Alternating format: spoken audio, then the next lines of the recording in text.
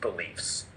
10 voices on Twitter pretended to be 10,000 and we bought it. Well, no one's buying it anymore. We're actually the majority. We probably were all along. We were just too scared. So the calm that you're seeing right now is evidence that the hysteria portrayed by the media is no longer taken seriously. America got red-pilled. Now, the rest of us have to take a lot of these Kamala supporters and show them how they were tricked as well. Show them the Fine People hoax. Sit them down. Go like, this is what they said. This was the truth. That's the tentpole of all hoaxes. So the first step is to gently show people how every major anti-Trump story was a narrative created in reverse. That's why when you talked about the media looking at immigration, and that doesn't matter. No one's buying it. No one is listening to MSNBC, CNN, reading the New York. That shit is done. Say it in your face, Harold. I remind you all, be gracious. I love you, Harold. I'll be gracious tonight when we get home. Yeah. That didn't take long.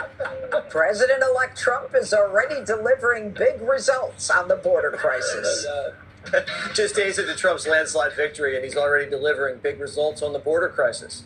New York City Mayor Eric Adams pulling the plug on those freebie debit cards for illegals that cost us over $50 million.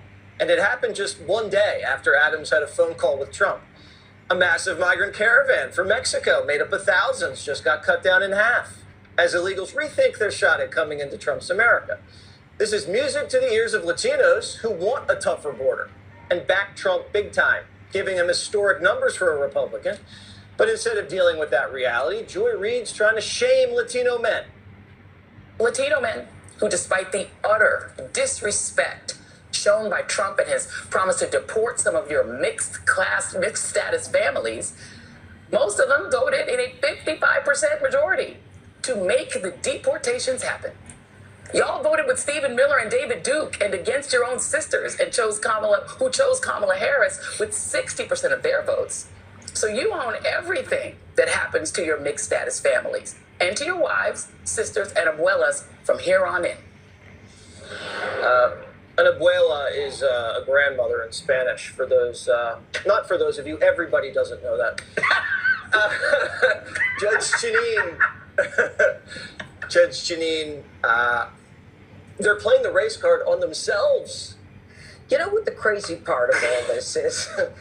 It's so crazy that they will use whatever mental gymnastic they have to come up with to make it negative against anyone who may have supported Donald Trump. And so what you've got are people like Joy Reid, who I think pretty much hates everybody, coming out and saying it's all your fault. Whatever happens is going to be your fault. You know what? I don't even like talking about them anymore because they represent such a small percentage of Americans. Look, it turns out that immigration was the second most important issue to voters. And to those voters who rated it the number one issue, 88% of them voted for Trump. And those were Latinos, and they were blacks, and they were whites, and they were everybody. You know why? Because everybody is against crime. Everybody is against the country where we let people in unvetted, and we don't even look to make sure that they get arrested, that we allow sanctuary cities to exist, that we allow people like Eric Adams to give them like these debit or credit cards because he thinks it's cheaper to give them cash because they don't like the food we give them. Give me a break. And sometimes I don't like the food I cook, but I eat it, and the whole thing is so crazy. We need to be a safe country. First obligation of America is to protect its citizens. And these people are just noise in the wind. They don't matter. America has spoken. The majority have spoken. We don't want it. Deal with it.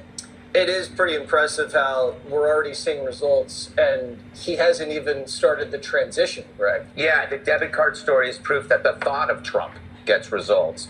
It's like, when your parents go away for the weekend, so you throw a kegger. But when the adults come home, you better start cleaning up the mess, because if you don't, there will be hell to pay. And I think that's the way the Trump effect is. I think after Trump won, the EU just said they're buying oil from America over Russia. I wonder why. The moment the guy wins, all of a sudden, mysteriously, the bad stuff starts going away. The Latino district that voted for Trump by 75% also voted for Clinton by a huge margin. I guess that's misogyny too? I don't know. I think Joy Reid has completely lost her crap. The Latino vote is a great example, again, of a media narrative failing to have any effect on an inoculated population. The narrative stipulated that this joke by Tony Hinchcliffe was going to turn Latinos against Trump. Trump gets what?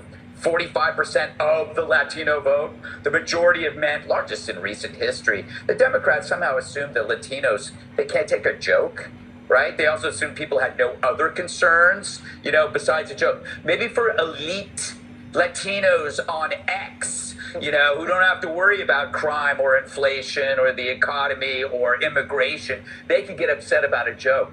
But nobody bought that narrative. And I go back to what I said before. It's not about left or right anymore. It's about how the news creates narratives to brainwash you, and it's not happening.